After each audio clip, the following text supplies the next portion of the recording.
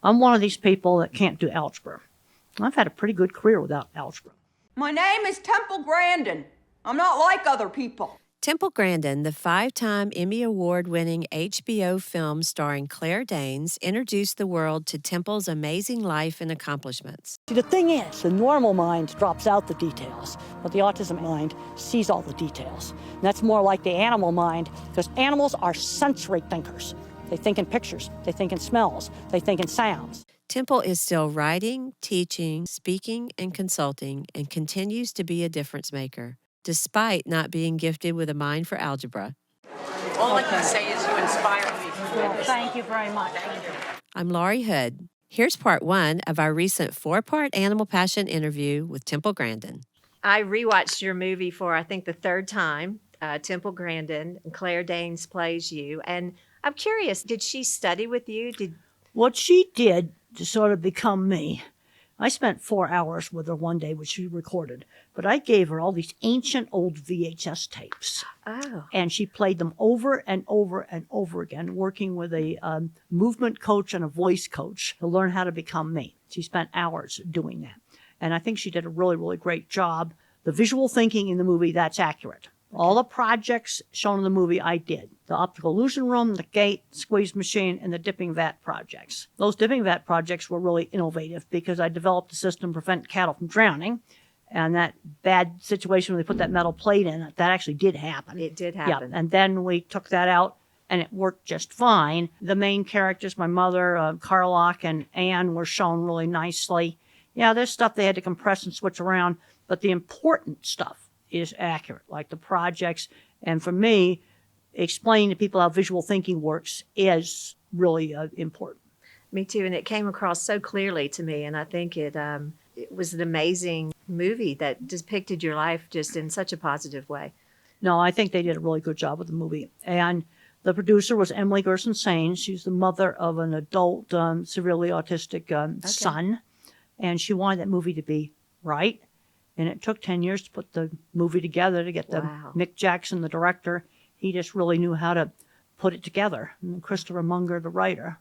Now, he had a thing where on the movie set where they wanted me to get a nice publicity shot with this tame heifer there's a scene where Claire Danes is sitting by the pond and that brown, reddish heifer is there. She was a halter broke show animal. Well, they wanted me to kneel down and for a nice PR shot with the heifer. Next thing I know, she was rising up and rearing, and I'll see her underside. I turned around, and they'd scared her with reflector boards, which are white styrofoam panels the size of a sheet of plywood.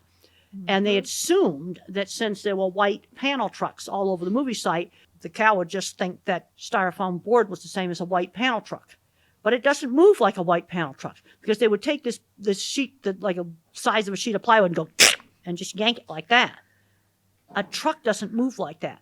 You see, when you think about it visually, the way you can take those reflector boards and you can twirl them all around, like those sign twirlers. Okay, now I'm seeing in my mind sign twirlers.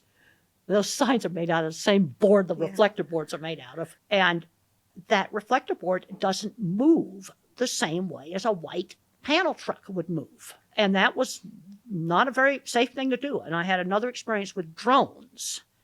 And I think we need to be working out carefully, get horses accustomed to drones.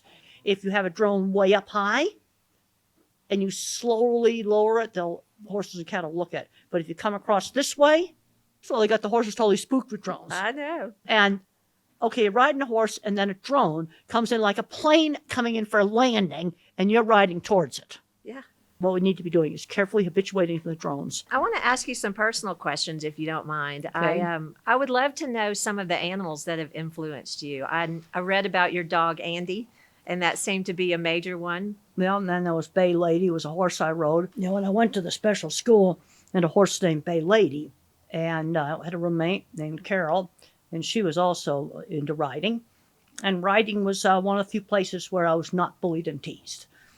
You know, some other activities that were free of bullying, like electronics and model rockets. So I really emphasized in autism friends who shared interests. But there was only one really good horse for showing, and so I might show in the Western Pleasure class, and then Carol might do equitation, and then I'd do the trail class. That was one of my favorite classes. There was a bunch of horses in this class, and I got third place, but I got a third place against a whole bunch of other horses. So I was really proud of that ribbon, and I remember that really well. What we normally do is I ask a question, you quickly give me an answer. But I thought if it was okay today, since you're such a visual thinker, if you tell me the picture that you see. All right. Is that okay? All right. So what pictures come to mind when I say your favorite horse? Well, I saw Bay Lady, also saw King, because he was in the same barn. Now I'm seeing the horse barn, where I was in charge of cleaning all the stalls every day. Now I'm seeing a really cool costume class I was in high school. I'm sort of in the high school horse file right now. Okay. You see, it's associative thinking. But then one of my costumes was an astronaut riding a 2020 3-speed stick shift horse. I love it. And so now I'm seeing a rocket taking off because we just talked about a SpaceX launch. Okay, now you see the association there makes some sense. It does. Well, you kind of got off the subject in a weird way, but actually there is some logical sense to that association. A favorite movie? Well, Space Odyssey was one of my favorite movies. I really liked Avatar. Have you ever thought that your animal passion has ever gone too far? Well, I've gotten in trouble sometimes for criticizing the industry. There's some things that I got some big pushback, but I felt in that particular situation, it was the right thing to do. But I want to make it very clear, I'm not trying to eliminate the cattle industry. I'm trying to improve it. What comes to your mind when you think about a difference maker? Well, a difference maker, you want to do something that's actually going to be constructive. There's too many things that people make a difference and it's something destructive. Okay, my mind thinks in specific examples. So at the age I'm at now, having been around for about 50 years professionally, is I get really happy when a mom says, my kid went to college because of one of your books. That's something real. See, I don't think in the abstract. What are real things that we can do? That has to make you feel so good. And you clearly are a difference maker for not only people, but animals. And we're so glad that you're in this world. Well, thank you. Check out part 2 of our interview where Temple recounts how difficult it was for her to break into and ultimately excel in an industry dominated by men. I can see a shoot just as a cattle will because that's something my autism lets me do.